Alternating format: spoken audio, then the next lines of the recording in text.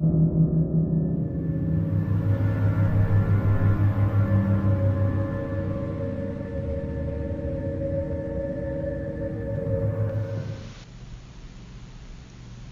the news came on the television, I immediately dropped my spoon and stopped eating. An attempted kidnapper has been shot dead in Wayne County, the newsreader intoned. Police say a local history professor lured one of his students into his van by telling her his new puppy had stopped breathing. When his photograph appeared on screen, I felt myself retch. The assailant has been identified as this man, Professor Peter O'Malley. It was a man I knew. The man who lived upstairs. Fortunately for his potential victim, an off-duty police officer witnessed O'Malley struggling to lift the woman into the back seat and drew his concealed weapon. Beside me on the couch, my son shifted fitfully in his sleep. I turned down the volume so he wouldn't hear Mr. O'Malley. That man had always been so kind to him. When O'Malley drew his weapon, the officer fired 6 rounds, killing the professor. I recalled the sirens I had heard earlier in the day, the stomping footsteps I had ignored upstairs. I hadn't known what they had meant. I hadn't known there were police searching the building. "I'm just glad the sicko didn't get away with his crime," said the off-duty cop. "I'm glad no one else will suffer because of him," said the woman's husband. But they were both wrong. I poured my cereal out of the bowl and back into the bag. Then I placed it back in the cupboard alongside the rest of our food.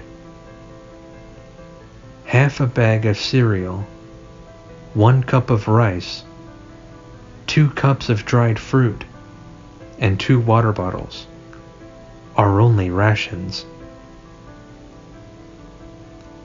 I wondered if the police would come back. I wondered if they would be able to hear me yelling from behind the false wall, behind the bookcase in Mr. O'Malley's basement. I wondered if they were still looking for me, the girl who had gone missing 6 years ago, when I was also a 20-year-old student in Mr. O'Malley's class, who also loved puppies, who was also stupid enough to follow him into his van. I felt my son rouse behind me. "When's Daddy coming back down to see us?" he asked, his stomach rumbling. I decided to tell him the truth. "Your daddy won't be coming back," I said. "He was sick. Your daddy was a very, very sick man."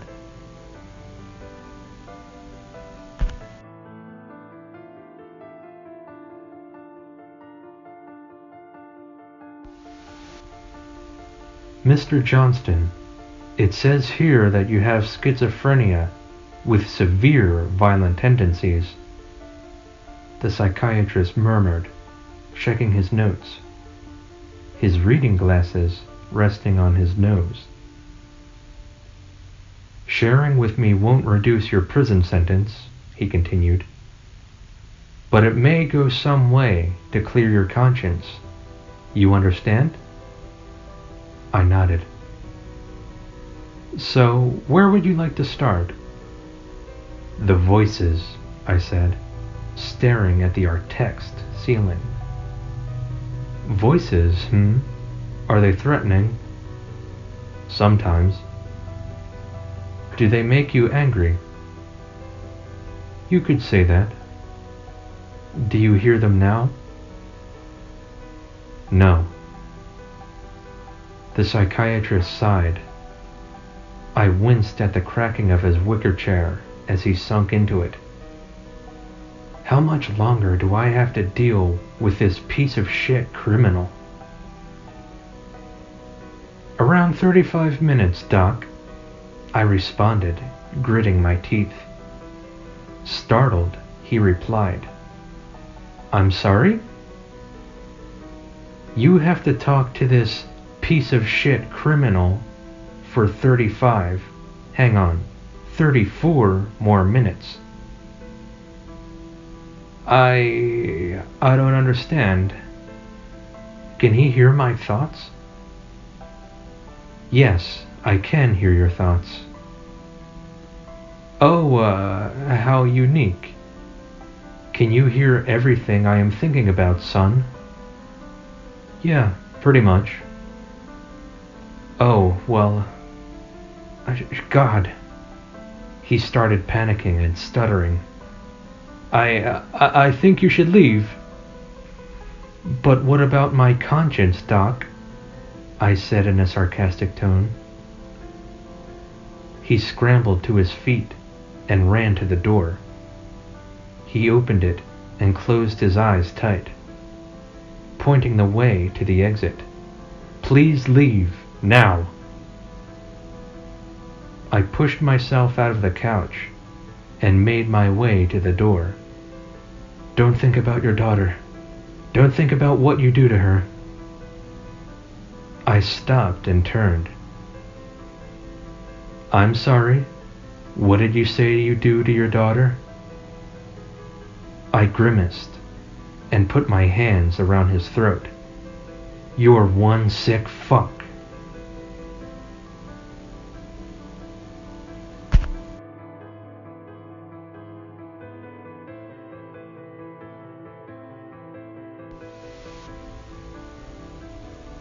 The first law of thermodynamics is a guiding principle of our universe. Energy is neither created nor destroyed, only transferred. In its most relatable form, it boils down to a simple concept. If you want something, you have to take it from somewhere else. Survival itself is chained to this tenet. Our lives are not self-sustaining. We must slaughter pigs, harvest wheat, end the lives of other organisms to extend our own. A farm is nothing more than a mass reaping of life force for our own benefit. A space in which living creatures are propagated for the sole purpose of sustaining our existence through the reaping of their life force. It's curious, isn't it? How strange it is that we have known about this law for over a century, yet we still wonder why God made us.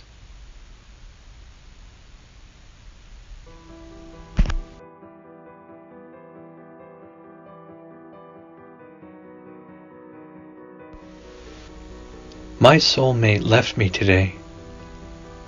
All that's left of him now is pairs of socks that probably fell out of his suitcase and a note labeled, "Read me," that I found on the kitchen counter. I picked it up and started to read.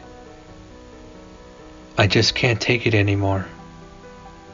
Jess, you know I love you, and I always will. But over the last few months, things have gotten bad for me. Yes, it's her. She's following me again. and I'm scared that if she found you, she would kill you. I'm sorry. I wish I could go into more detail, but you'll be home in a few minutes, and I don't want to have to see you cry. It would destroy me to see your face, to see you cry. David. Suddenly, the front door creaked open. Instinctively, I grabbed a knife off of the knife rack and ran into the pantry. "Hello," called a woman from the entranceway. I didn't answer. Instead, I cracked the pantry door open just enough to see the note on the counter. "Anyone in here?" she yelled, walking closer to the kitchen. "I'm not going to hurt you." She stepped into the kitchen. There was a small Swiss Army knife in her hand. She picked up the note and started to read. Within seconds, she started to cry hysterically. The woman fell to her knees and dropped the knife. I ignored every logical thought in my brain, kicked the door open, and thrust the knife into her stomach. "Welcome home, Jessica," I said, twisting the knife with a bright smile on my face.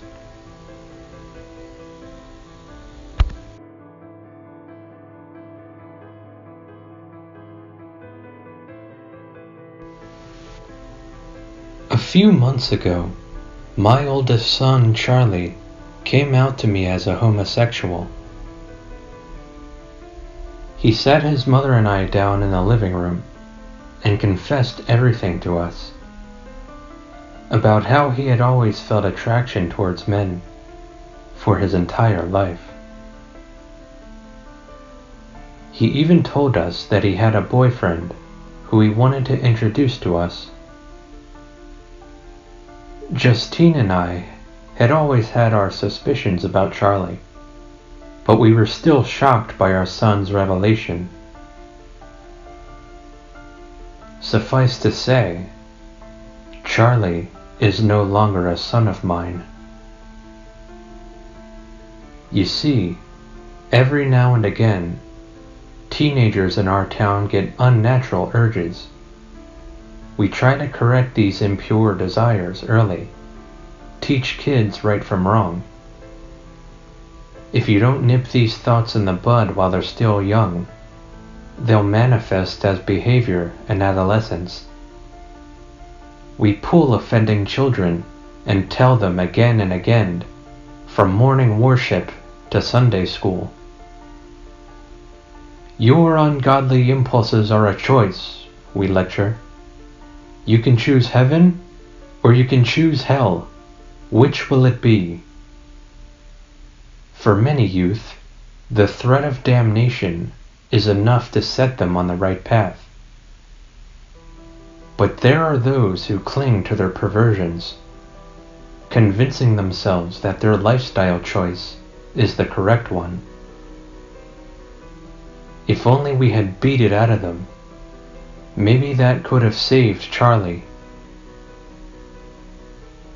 I'll never understand what compels teens to commit such awful sin. Some say that it's the media corrupting the minds of the youth. Others seem to think that it's just the primal evil of humanity inevitably seeping through.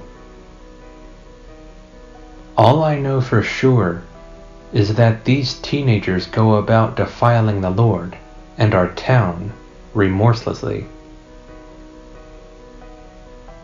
There are probably those out there who would call us intolerant. That's fine by us.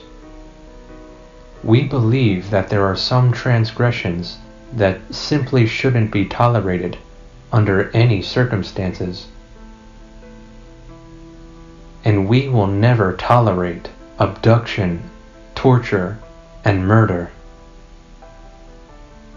No, I don't have a gay son. I don't have a gay son because those twisted bastards killed him